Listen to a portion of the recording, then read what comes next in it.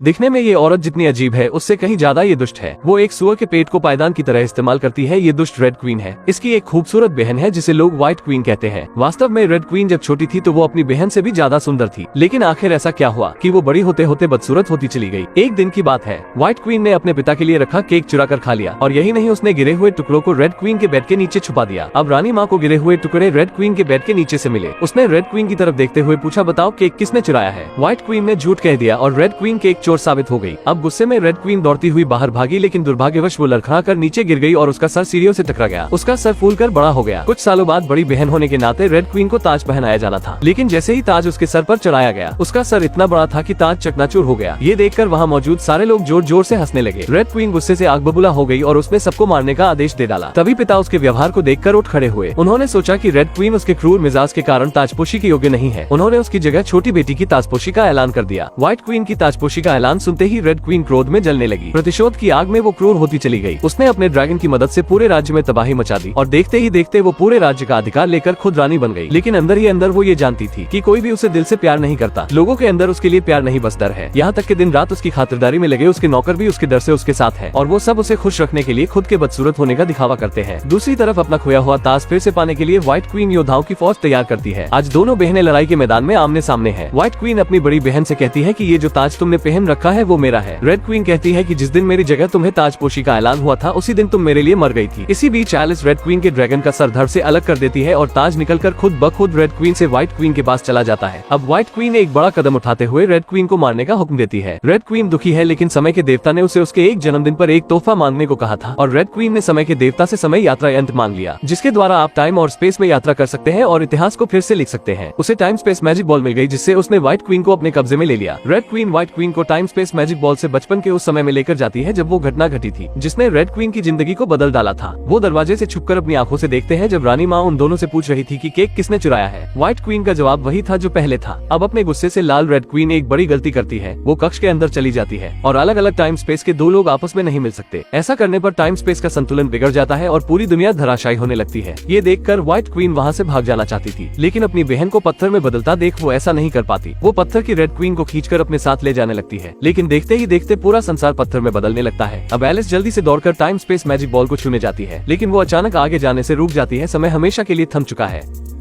शून्यता व्याप्त हो ही गई थी कि सौभाग्यवश टाइम स्पेस मैजिक बॉल से एकदम से एक ऊर्जा उत्पन्न होती है, जिससे पुनः समय अपनी वास्तविक स्थिति में लौट आता है। रेड क्वीन जाग जाती है। व्हाइट क्वीन खुशी से अपनी बड़ी बहन के हाथों को थाम लेती है। ये सब होने के बाद उसे अपनी गलती का एहसास हो चुका है। वो अपनी दुखी बहन को दुख से देखती है। वो उससे कहती है कि हाँ दीदी, मैंने ही केक चुराया, फिर झूठ बोलकर तुम्हें फंसाया था। मुझे माँ से सच कहना चाहिए था। मैं इस बात के लिए बहुत दुखी हूँ। दोनों के बीच की लड़ाई इसी क्षण खत्म हो चुकी है। यूँ तो रेड क्वीन बहुत क्रूर थी, लेकिन उसने दोनों के बीच इतने मतभेद होने के बाद भी कभी भी व्हाइट क्वीन को नुकसान नहीं पहुंचाया था। आज दोनों को ही अपनी गलतियों का एहसास हो चुका है। अब दोनों बहनें एक दूसरे को गले से लगा लेती हैं। सच है, कभी कभी सिर्फ एक झूठ या एक गुस्से में उठाया गया एक कदम हमारी जिंदगी को तबाह करने के लिए काफी होता है।